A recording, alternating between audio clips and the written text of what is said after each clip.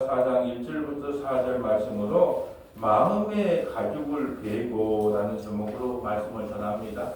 마음의 가죽을 베고 주제 구절은 4절입니다. 4절에 별표를 주시면 되겠습니다. 유다인과 예루살렘 주민들아 너희는 스스로 할례를 행하여 너희 마음 가죽을 베고 나 여호와께 속하라. 그리하지 아니하면 너희의 완행으로 말미암아 나의 분노가 불같이 일어나 사르리니 그것을 끌 자가 없으리라. 아멘. 마음의 가죽을 베고 우리가 육신으로는 하나님 앞에 돌아온 척은 하지요. 우리가 안식일은 지키는데 안식일을 왜 지키냐 하면 하나님께서 안식일을 지키라고 명령하는데 싫고 짜증이 나요.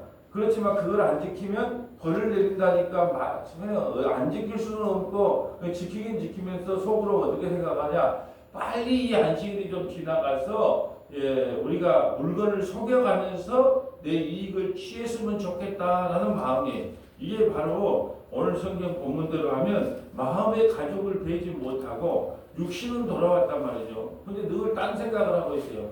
딴 남자, 딴 생각, 세상 생각을 하고 있는 이스라엘을 향하여 지금 하나님께서 뭐라고 하냐, 마음의 가죽을 베라. 마음이 돌아와야지. 마음이 중요하지. 네가 왜 몸은 돌아왔는데 마음은 돌아오지 못하느냐라고 오늘 책망하는 내용입니다. 자, 우리가 이 마음의 가죽을 베라. 그러면은 우리 마음을 또 휘어잡는 거잖아요. 우리 육신은 돌아왔으면 칭찬을 해줘야 되는데, 아침에 나오면 칭찬을 해줘야 되는데 육신이 돌아온 것도 좋다. 근데 더 중요한 건 뭐냐? 마음도 함께 돌아와서 이 말씀에 묵상하라. 여러분, 요즘은 이 장로님들 만나갖고 이야기를 하게 되면 이게 교회인지 계모임인지 잘 모를 때가 있어요. 목사님 말씀이 조금 세다? 그럼 삐져.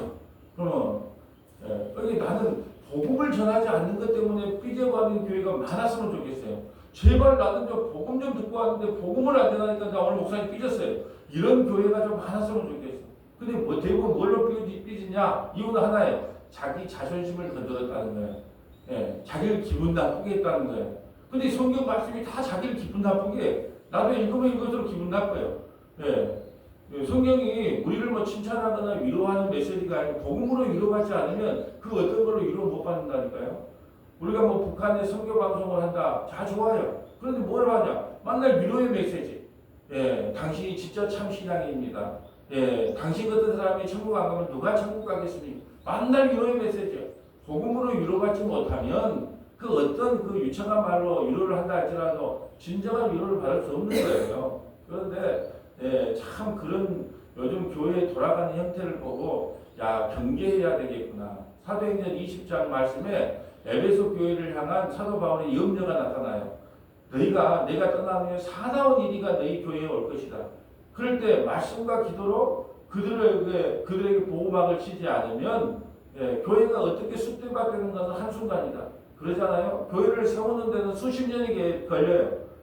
그런데 무너지는 데는 다 며칠이 안 걸리는 거예요. 그러니까 성도가 많아서 좋은 것도 아니고 적어서 좋은 것도 아니고, 저는 그렇게 생각해요. 하나님이 세워주시면 감사합니다. 하나님이 성도를 보내주시면 열심히 섬기면 되고, 또 떠나버리면 때가 돼서 유통기간이 돼서 또 가셨는가 보다. 그리고 모든 것은 하나님이 옳습니다 해야지 인위적으로, 저도 그거와 싸우는 거예요. 인위적으로 교회를 세우려고 하는 거, 인위적으로 교회를 키우려고 하는 마음이 있더라는 거예요. 늘 욕심이 있어요. 그거와 싸워 나가는 거예요. 맞아. 내가 또 그것도 욕심이었어. 모든 게 욕심이었어. 그냥 하나님이 내가 이 세상 다한 날까지 믿음의 성도가 한 명이 남더라도 그분과 함께 예배드리다가 하나님 오시라 하는 그날에, 오라 하는 그날에 할렐루야 주님 감사합니다 하고 가면 되는 거예요. 그러니까 많으면 많을수록 예가서만 많아. 그러니까 뭐라고 하냐? 그냥 주님이 붙여주시는 영혼하고 같이 복음을 전하고 나누며 예배 드리다가 그냥 함께 하나님께서 오라고 하는 날짜가 같은 날이면 같이 가면 되고, 다른 날이면 다르게 가면 되고, 이렇게 신앙생활을 해야지 숫자를 잘못 키우려다가 보면 교회가 큰 문제가 발생하겠구나. 그러니까 여러분들 기도하세요. 마지막 때가 가니까요, 사람들이 다 악해요. 그래서 어떻게 속일지 몰라요. 목사다, 장로다, 권사다, 내가 교회를 몇 개 개척을 했다, 뭐 했다, 항상 어떻게 다가온다고요? 뿔 달고 다가와요? 피치 흘리고 다가와요? 광명한 천사로 다가옵니까? 광명한 천사로 다가와요. 그러니까 구별이 안 돼. 예. 그러니까 여러분이 속지 말라는 거예요. 그래서 그런 거에 단호할 필요가 있다는 거예요. 아니면 아니고, 기면 기고, 예. 정신감정을 거기다가 쏟지 말라는 거예요. 정신감정이 가장 힘들거든요. 정신감정을 예, 잘라낼 땐 잘라내야 된다. 예. 생각하면 기쁜 사람이 있잖아요. 근데 생각하면 기분 나쁜 사람이 있어. 또 여러분 몰라고 생각하면 기분 나쁜 사람을 자꾸 생각할 거예요. 생각만 해도 기쁘고, 생각만 해도 아름답고, 생각만 해도 보고 싶은 사람을 생각하기도 바쁜 세상에 생각만 해도 몸소리가 쳐지는 사람을 왜 그렇게 마음에 예타고 우리가 그리 살아야 될 필요가 뭐가 있느냐는 거예요. 그러니까 여러분 마음의 가족을 배려할 때 맞습니다. 아멘 하고 그냥 나가면 되는 것이 기분 나쁘면 어떻게 하면 돼요? 안 나오면 돼요. 예, 이게 맞다 싶으면 열심히 말씀을 들으면 돼요. 간단한 거예요. 자, 1절 볼까요? 여호와께서 이르시되 이스라엘은 내게로 돌아오거든 내게로 돌아오라. 이 말은 돌아올 수 있다는 말이에요, 없다는 말이에요. 포도원이 그 반점을 예, 바꿀 수 있으려니와 너희는 못 바꾼다 이 말이에요. 흑인이 그 피부를 예, 변하게 할 수 있으려니와 의학이 좋아가지고 전부 껍질을 벗겨내고 흰 걸로 갖다가 도포를 할 수도 있잖아요. 그렇지만 너희 마음은 완악해서 돌아오지 않는다는 거예요. 그러니까 여러분 인간은 스스로 회개할 수 없어요. 참된 회개는 하나님이 우리에게 선물로 허락해 주셔야만이 참된 회개를 하지 인간은 스스로 절대로 참된 회개를 할 수 없는 존재예요. 눈물 콧물 흘리면서 다시는 안 그럴게요. 다시는 목사님 말씀 잘 듣고요. 신앙생활 잘할게요. 예, 그건 잠시 피하려고 하는 우리 아이들에게 매를 들었을 때 다시는 동생하고 안 싸울게요. 예, 조금 있으면 내일 또 싸워. 내일이 뭐예요? 예, 몇 시간 지나면 또 싸우는 거예요.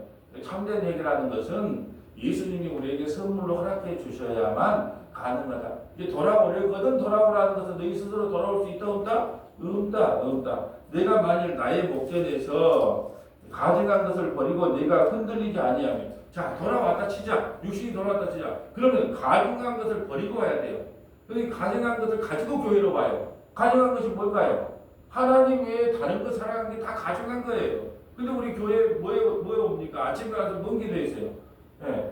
우리 소원 이루어달라고 그랬잖아요. 딱 정리하면 그래요. 우리 목사님 잘 되게 하고, 우리 교회 잘 되게 하고, 우리 자식 잘 되게 하고, 우리 남편 회사 잘 되게 하고, 나에게 건강 주고. 예. 그러니까 예수님은 예수님 사랑합니다. 말로만 이제 몸은 돌아왔어. 근데 마음속은요. 온통 세상으로 가득 차 있죠. 그러니까 아까 목회자가 그러죠. 여러분 세상에서 복받는 비결은 뭐다고요? 11조 잘하는 거, 주일 성수 잘하는 거, 교회 헌신 축도 봉사하는 거, 그리고 제일 잘 되는 길은 목사님 말씀이 하나님 말씀으로 알고 무조건 순종하는 거. 순종하지 이렇게 가르치니까 목사 말을 별로 순종을 안 하는 것 같아요 우리 교회는. 네. 그 말은 뭐냐면 그 목사의 말이 중요한 게 아니고 하나님의 말씀이 중요하다는 것을 강조하는 것이지. 그래도 디모데 전후서에 보면 이런 말씀도 있어요. 하나님의 말씀을 바르게 가르치는 사람을 몇 배나 존경하라. 배나 존경하라. 그 말은 뭐예요? 밥도 좀 사주고 먹을 것도 좀 사주고 필요한 거 좀 주라. 그 말 아니겠어요? 근데 앞에 단서가 붙었어요. 세상에 복을 빌어주는 사람이 아니라 하나님의 말씀을 복음을 바르게 가르치는 사람. 하나님의 말씀을 바르게 증거하는 사람은 배나 존경해라. 이 말은요. 그냥 하나님의 말씀을 이렇게 풀어서 설명해주고 이렇게 많이 깨우쳐주고 하니까 그냥 존경심이 나오고 그냥 감사가 나오는 거예요. 누가 하라 그래서가 아니라 목사님 참 존경합니다. 내가 그런 말 들어도 그걸 믿을 것 같아요? 감사합니다. 속으로는요. 아이고 그런 사람들 많이 만났습니다. 지금까지 목회하면서. 근데 다 어디 갔습니까? 지금 다 어디 갔습니까? 그냥 그 자리 지켜주는 게 저를 사랑하는 것이고 존경하는 것입니다. 2절 진실과 정의와 공의로 여호와의 삶을 두고 맹세하며 나라들이 나로 말미암아 스스로 복을 빌며 나로 말미암아 자랑하리라. 나에게 돌아와라. 그러면은 너희들은 나만 자랑하게 될 것이다. 그러니까 결국은 뭐냐? 너희는 이 세상에 태어나도 할 일이 하나 있다. 뭐냐? 나 발 앞에 와서 무릎을 꿇는 것이다. 그거 외에는 다른 길이 없다. 한번 적어볼까요? 시편 2편하고 시편 7편 한번 내비해볼까요? 시편 2편하고 시편 7편. 자, 너희들이 세상에 태어나서 할 일은 두 가지다. 두 가지를 딱 이야기하는 거예요. 자, 시편 2편 한번 볼까요? 자, 읽어주세요. 어찌하여 이방 나라들이 분노하며 민족들이 헛된 일을 꾸미는가? 세상의 군왕들이 나서며 간원들이 서로 꾀하여 여호와와 그의 기름 부음 받은 자를 대적하며 우리가 그들의 맨 것을 끊고 그의 결박을 벗어버리지 않는도다. 하늘에 계신 이가 웃으시며 주께서 그들을 비웃으시로다. 그때 분을 바라며 진노하사 그들을 놀라게 하여 이르시기를 내가 나의 왕을 내 거룩한 산 시온에 세웠다 하시리로다. 내가 여호와의 명령을 전하노라. 여호와께서 내게 이르시되 너는 내 아들이라. 오늘 내가 너를 낳았도다. 내게 구하라. 내가 이방 나라를 내 유업으로 주리니 내 소유가 땅끝까지 이르리로다. 내가 철장으로 그들을 깨뜨리며 질그릇같이 부수리라 하시도다. 자, 이방까지 우리 소유를 얻었겠대 우리를. 근데 와서 복을 주겠다 그래요. 철장으로 그들을 깨뜨려 질그릇까지 부수겠다 하는 거예요. 그래서 우리가 에레미야 시작할 때 뭐라고 했어요? 파기하고 무너뜨리고, 그 다음에 어떻게 해요? 거슬하고 심고. 이 우리의 모든 생각들을 교회에 나오면 무너뜨려야 돼. 일단 어떤 걸 무너뜨려야 돼요? 그게 복음이 아닙니다. 그게 말씀이 아닙니다. 여러분이 지금 신앙생활 3, 40년 했어도 그것이 진짜 말씀이 아닙니다. 그러니까 장로님 우리하고 같이 가려면 1년간은 아무 소리 하지 말고, 아무 소리라는 것은 이렇게 했으면 좋겠어요, 저렇게 했으면 좋겠어요, 그런 말 한마디도 하지 말고 그냥 말씀만 1년 동안 배우세요. 그러면 그때 가서 한번 다시 한번 생각을 해보시죠. 이렇게 해야 되는데, 그냥 사람들이 모이는 게 좋다고 그냥, 축환영, 남의 교회 분란이 우리 교회의 복입니다. 그래서 무조건 받아주면 어떻게 돼요? 안 된다는 거예요. 말씀으로 먼저 깨는 작업이 있어야 되는데, 말씀을 들으려고 하지 않는데 뭘로 깰 거예요? 주먹으로 깰 겁니까? 요즘 내가 다이어트 한다고 권투를 좀 하는데, 그냥 주먹으로 하고 차라리 치고 갖고 하면 좋겠어. 그럼 2kg 빠졌어요. 아이고, 권투가 다이어트가 효과는 있더라고. 스트레스도 풀리고. 근데 사단방이라고 생각하면 주먹이 세고, 사랑하는 사람이라고 생각하면 주먹이 안 나가. 이게 철장으로 우리를 먼저 떼쓰는 일을 한다. 자, 10절, 11 읽어주세요. 10절. 그런즉 군왕들아 너희는 지혜를 얻으며 세상의 재판관들아 너희는 교훈을 받을지어다. 여호와를 경외함으로 섬기고 떨며 즐거워할지어다. 그의 아들에게 입맞추라. 그렇지 아니하면 진노하심으로 너희가 길에서 망하리니 그의 진노가 급하심이라. 여호와께 피하는 모든 사람은 다 복이 있도다. 아멘. 뭐가 복이라 그래요? 여호와께 피하는 사람, 예수님께 입맞추는 사람. 예수님께 입맞추는 것은요, 누구예요? 주님, 나는 주님의 종입니다. 그러면서 예수님의 여러분 발이요, 우리처럼 이게 좋은 신발을 신고 다니는 게 아니에요. 샌들. 샌들 신고 다니는 게 얼마나 먼지가 많겠어요. 먼지가 많은 나라인데. 근데 거기다가 엔간한 비유 갖고는 못할 거예요. 그렇게 내 비유를 다 내려놓는 거예요. 하나님, 나는요, 예수만 있으면 됩니다 하고 예수의 발 앞에 무릎을 꿇을 정도가 아니고 입을 맞추는 거예요. 이게 복이에요. 그걸 가르치는 것을 교회라 그러는 거예요. 뭐 예수를 통해서 뭔 복을 받기를 원해요? 예수 믿는 것 자체가 복인데 거기다가 뭔 복을 받기를 원하냔 말이죠. 그래서 우리는 이미 복받은 존재들인데 그걸 또 복받는 교회, 복받는 비결이 또 뭐가 있겠습니까? 시편 7편 볼까요? 시편 7편. 여호와 내 하나님이여 내가 주께 피하오니 나를 쫓아오는 모든 자들에게서 나를 구원하여 내소서. 건져낼 죄가 없으며 그들이 사자같이 나를 찢고 뜯을까 하나이다.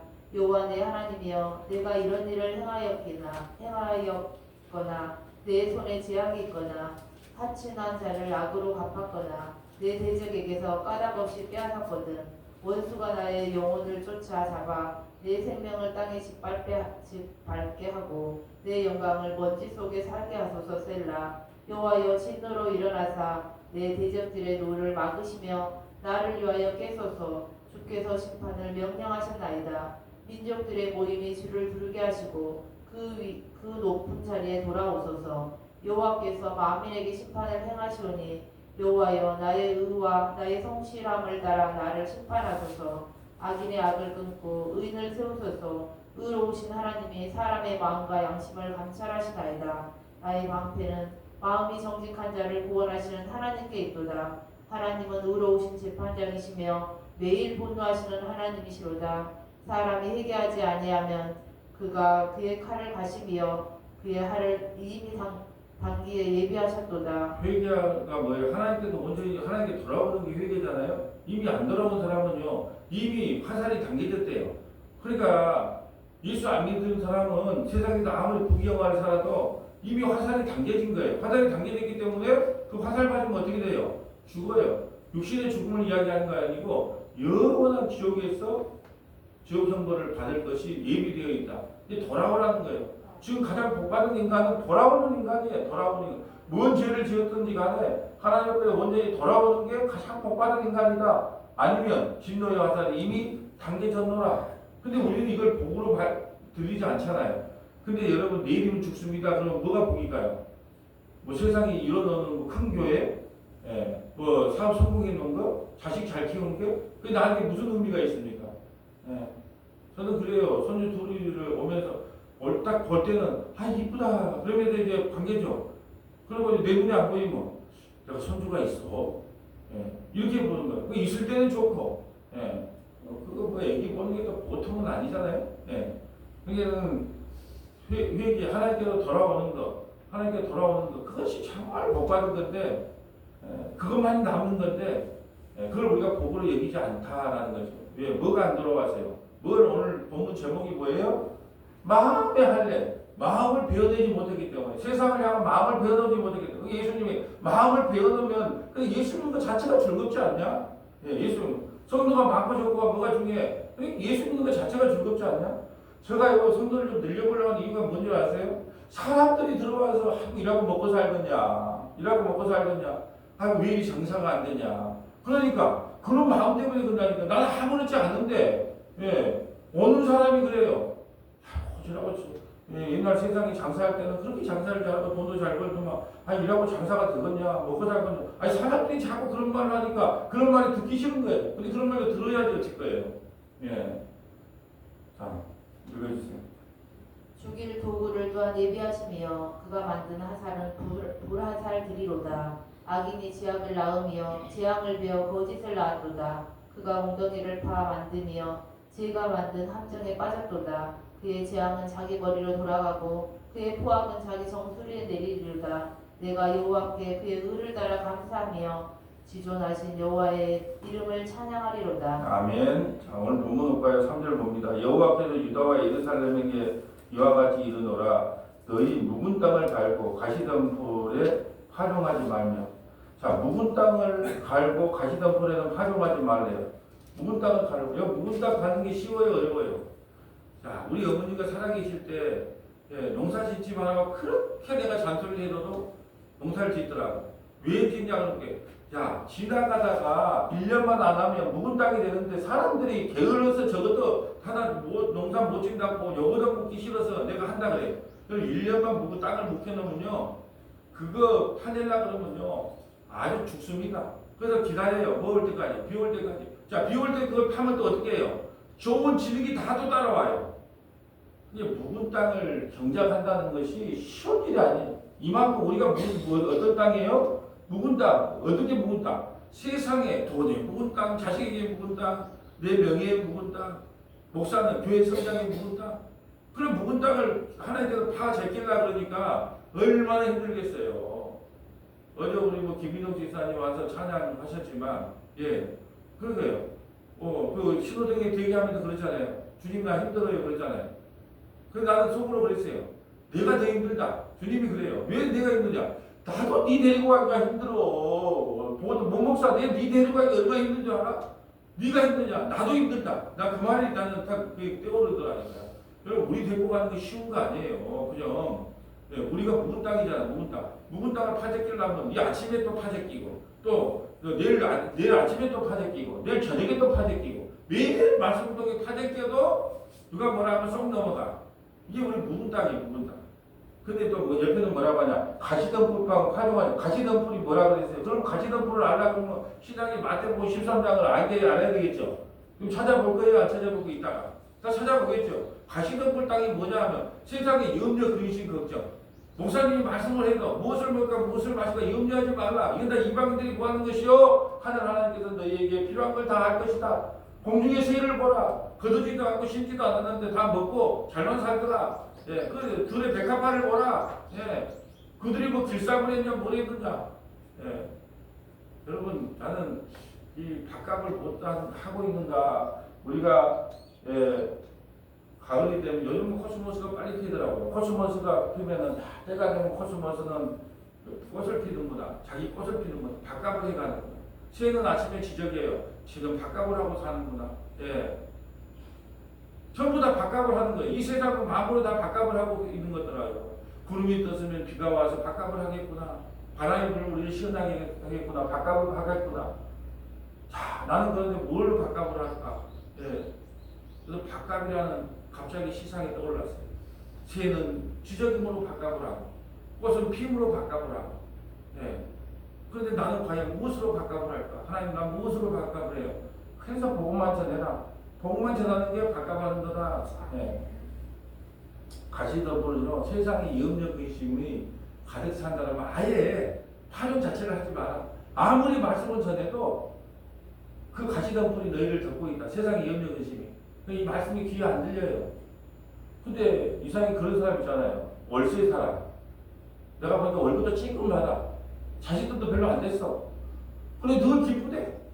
늘 행복하대. 이 정도면 됐지 뭐. 근데 어떤 사람은 가진 거 다 가졌어.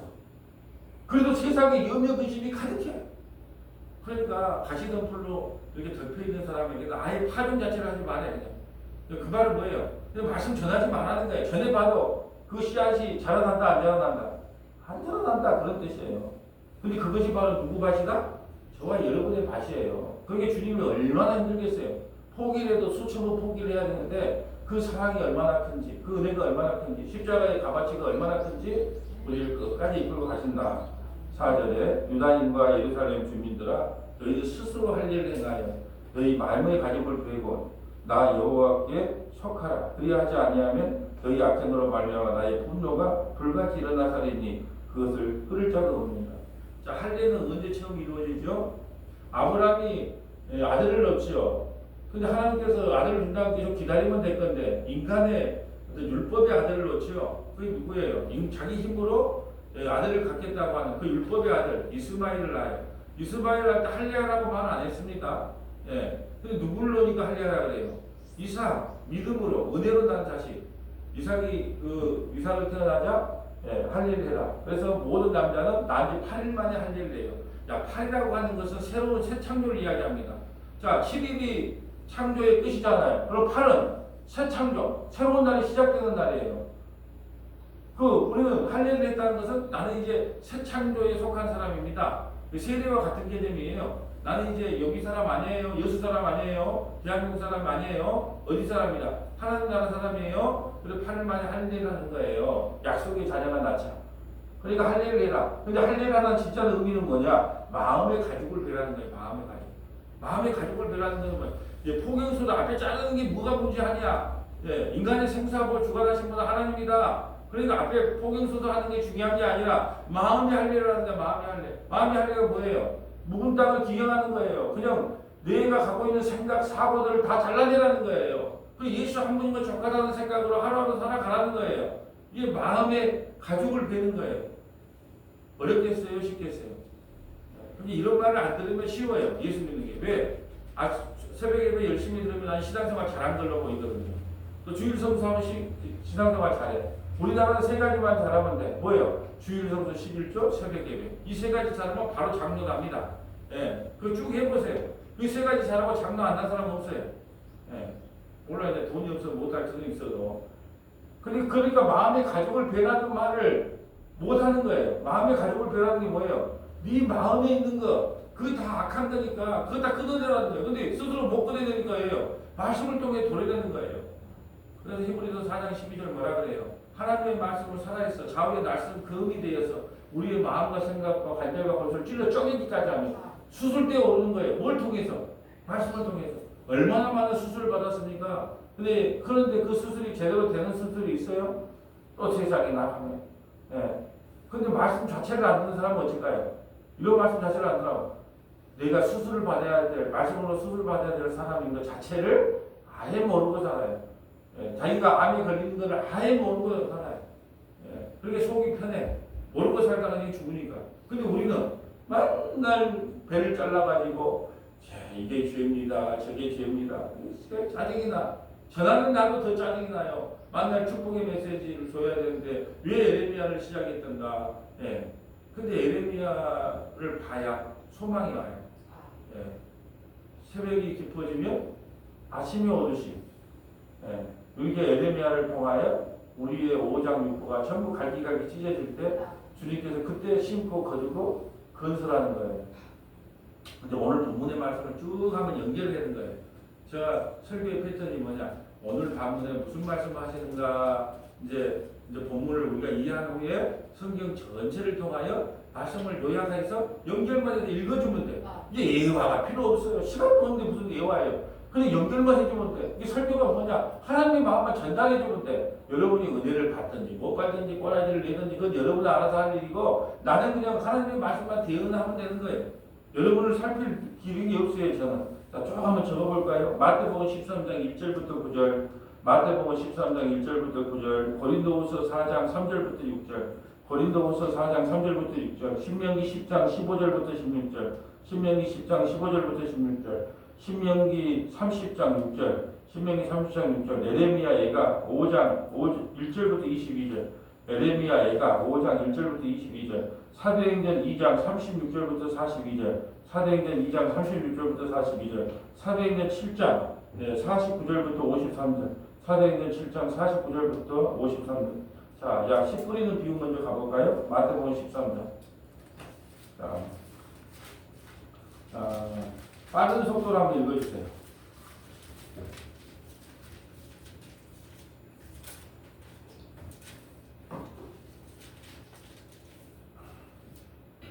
그날 예수께서 집에서 나가사 바닷가에 앉으심에 큰 무리가 그에게로 모여 들거늘 예수께서 배에 올라 앉으시고 온 무리는 해변에 서 있더니 예수께서 비유로 여러 가지를 그들에게 말씀하여 이르시되 씨를 뿌리는 자가 뿌리러 나가서 뿌릴새 그러는 길가에 떨어짐에 새들이 와서 먹어버리고 그러는 흙이 얕은 돌바에 떨어짐에 흙이 깊지 않으므로 곧 싹이 나오나 해가 돋은 후에 타서 뿌리가 없어짐으로 말랐고 더러는 가시떨기 위에 떨어짐에 가시가 자라서 기운을 막았고 더러는 좋은 땅에 떨어짐에 어떤 것은 100배 어떤 것은 60배 어떤 것은 30배의 결실을 하였느니라. 기 있는 자는 들으라 하시니라. 제자들이 예수께 나와 이르되 어찌하여 그들에게 비유로 말씀하시나이까. 대답하여 이르시되 천국의 비밀을 아는 것이 너희에게는 허락되었으나 그들에게는 아니 되었나니. 자, 너희는 누굴까요?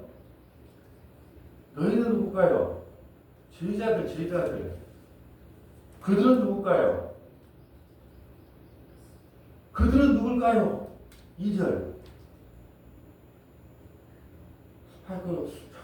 어렵게 가르치는가 봐. 너희에게는 허락되었다는 것은 하나님의 백성인 12제자에게는 허락되어. 그들 누구예요?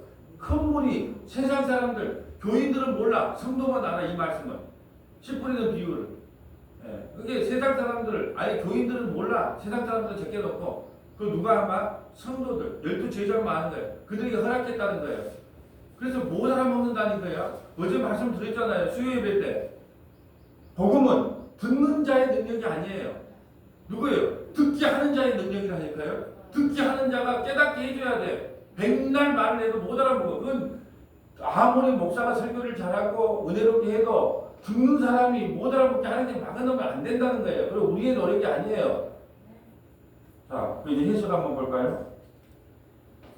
무릇 있는 자는 받아 넉넉하게 되되 없는 자는 그 있는 것도 빼앗기리라. 아멘. 말씀을요, 다 받아. 그러면요, 말씀이 풍성해지는 거예요. 제가 말씀드렸어요. 제가 깨달은 거 여러분이 다 그냥 해요. 말씀을 전해요. 그럼 어떻게 된다? 나는 늘 풍성해. 물이 마르지가 않아요. 말씀이 마르지가 않아요. 근데 이런 노하우 내만 발견했으니까 내가 나중에 중요할 때 한번 써먹어야지. 예. 그걸 다 갖고 있으면 그걸 말라버립니다. 그래서 갈릴리 호수가 왜 풍성하다고요? 계속 물을 흘려줘요. 그러니까 온갖 물고기가 다 살아요. 근데 사회는 물을 가둬놔. 사람이 둥둥둥둥 떠요. 근데 아무 생명체는 못 살아요. 흘려보내주는 거예요. 이게 교육학의 원리입니다. 교육학에서 늘 말씀을 전하고 교육을 가르치는 사람은 90%가 남는데 듣는 사람은 교육생은 10%도 안 남아요. 이렇게 흘러보내주는 거. 너희에게는 늘 풍성해진다. 자, 13절. 그러므로 내가 그들에게 비유로 말하는 것은 그들이 보아도 보지 못하며 들어도 듣지 못하며 깨닫지 못함이라. 이사야의 예언이 그들에게 이루어졌으니 일렀으되 너희가 듣기는 들어도 깨닫지 못할 것이요 보기는 보아도 알지 못하리라. 이 백성들의 마음이 완악하여져서 귀 듣는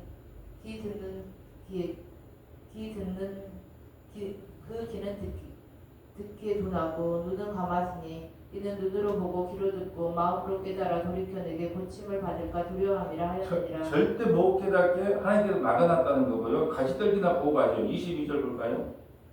가시떨기에 뿌려졌다는 것은 말씀을 들으나 세상의 염려와 재물의 유혹에 말씀이 막혀 결실하지 못하는 자요. 아멘. 가시떨기는 아예 그냥 말씀도 전하지 말라는 뜻이에요. 왜요? 세상에 염려 근심이 가득한데 거기다가 씨를 뿌린다고 되겠냐? 말씀을 뿌린다고 되겠냐? 이 말씀을 들으면서도 오늘 우리 회사 어떻게 하지? 우리 가정 어떻게 하지? 그런 염려로 가득하고 있는데 거기다가 씨를 뿌린다고 그 말씀이 들어가겠니? 그러니까 패스. 그냥 전하지 마. 오늘 본무식으로 하면 그 말씀이에요. 자, 고린도후서 4장 3절. 근데 누가 이렇게 할까요? 보이지 않는 누군가가 우리가 말씀을 듣지 못하게 딱 막아버린다는 거예요. 누가 그랬는가? 그 실체를 한번 보고 갈까요? 4장. 고린도후서 4장 3절.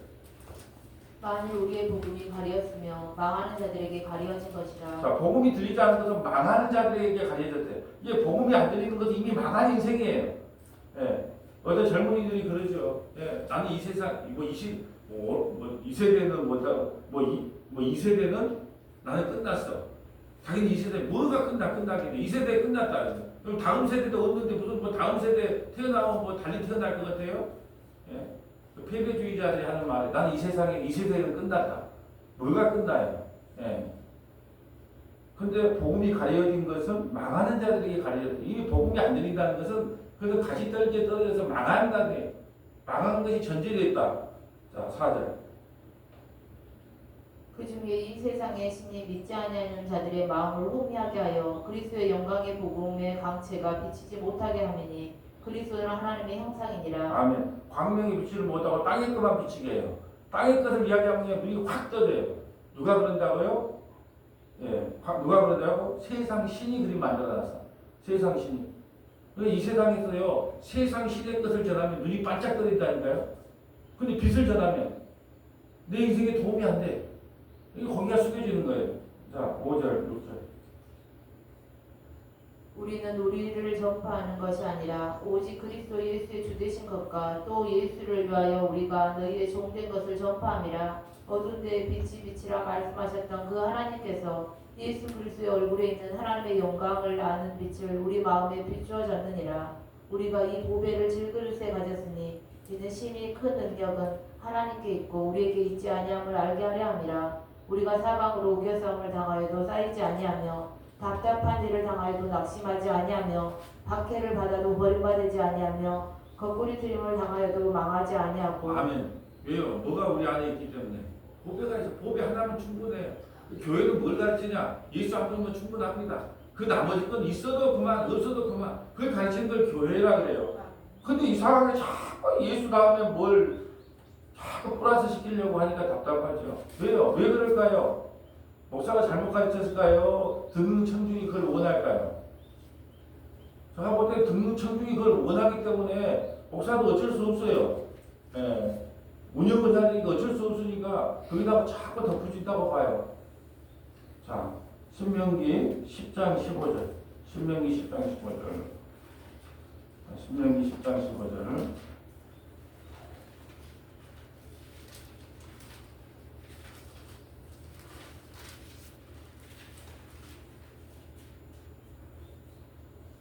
여호와께서 오직 네 조상들을 기뻐하시고 그들을 사랑하사 그들의 후손인 너희를 만민 중에서 택하셨으니 오늘과 같으니라.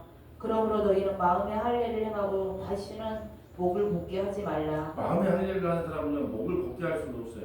맞습니다. 여러분 그래서 말씀을 이해하면 어떻게 해요? 목을 빳빳하게 있습니다. 오늘 무슨 말씀인가? 뭐 이렇게 돼 있으니까 고개를 끄덕끄덕합니까?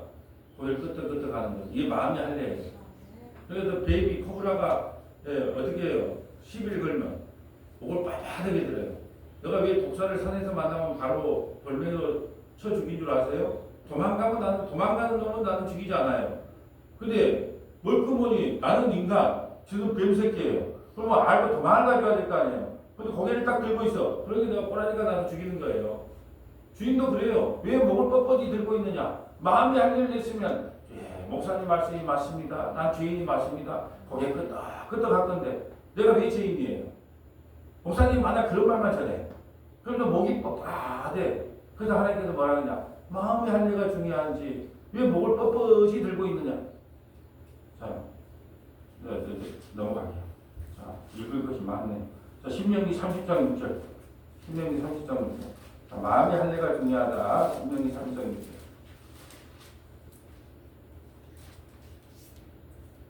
내 하나님 여호와께서 내 마음과 내 자손의 마음에 할례를 베푸사 너로 마음을 다하며 뜻을 다하여 내 하나님 여호와를 사랑하게 하사 너로 생명을 얻게 하실 것이며. 아멘. 자, 마음의 할례를 받으면 어떻게 된다 그래요? 마음을 다하고 뜻을 다하고 네 하나님 여호와를 사랑하게 하사 너로 생명을 얻게. 마음의 할례를 받아야 예수를 믿게 된다는 뜻이에요. 마음의 할례를 안 받으면 나를 믿는데 몸이 뻣뻣한데 무슨 예수를 믿겠습니까? 그래서 오늘 마음의 가죽을 베라는 것은 마음의 할례를 받은 거야. 마음의 할례. 그래서 찬양을 통해서 우리가 좀 마음판을 부드럽게 해주면 말씀이 잘 들어가는 것과 같은 효과가 있죠. 자, 예레미야 5장은 여러분이 읽어보세요. 여러분의 예레미야 5장 아니고 읽으면 안 읽을 테니까 그냥 가서 맛보기만 한번 보고 합시다. 자, 예레미야 애가 5장.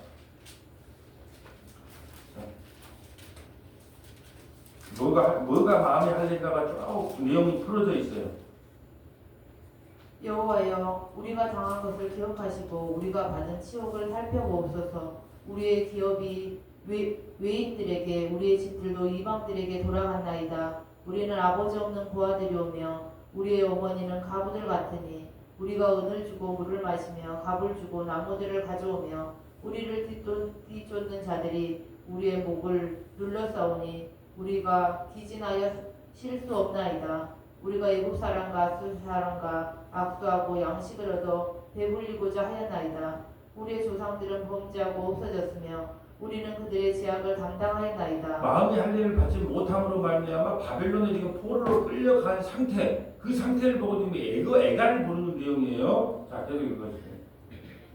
우리의 조상들은 범죄하고 없어졌으며 우리는 그들의 제약을 감당하였나이다. 종들이 우리를 지배하며 그들의 손에서 건져낼 자가 없나이다. 강야에는 칼이 있으므로 죽기를 무릅써야 양식을 얻사오니 굶주림의 열기로 말미암아 우리의 피부가 아궁이처럼 검으니이다. 대적들이 시온에서 부녀들을 유다 각 성읍에서 처녀들을 욕보였나이다. 지도자들은 그들의 손에 매달리고 장로들의 얼굴도 존경을 받지 못하나이다.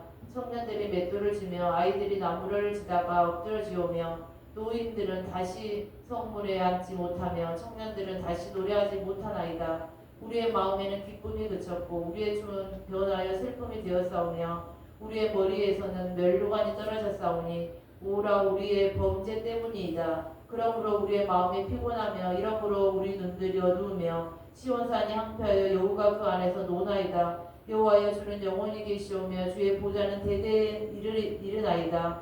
주께서 어찌하여 우리를 영원히 잊으시오며 우리를 이같이 오래 버리시나이까. 여호와여 우리를 주께로 돌이키소서. 그리하시면 우리가 주께로 돌아가겠사오니 우리의 날들을 다시 새롭게 하사 옛적 같게 하옵소서. 주께서 우리를 아주 버리사오며 우리에게 진노하심이 참으로 크시니이다. 아멘. 마음의 할례를 받지 못한 이스라엘 백성들이 바벨론 포로에 끌려간 내용을 애가로 불렀던 겁니다. 그럼 신약 성경으로 한번 가볼까요? 마음의 할례가 뭐냐? 마음의 할례를 받으면 어떻게 되냐? 사도행전 2장 36절.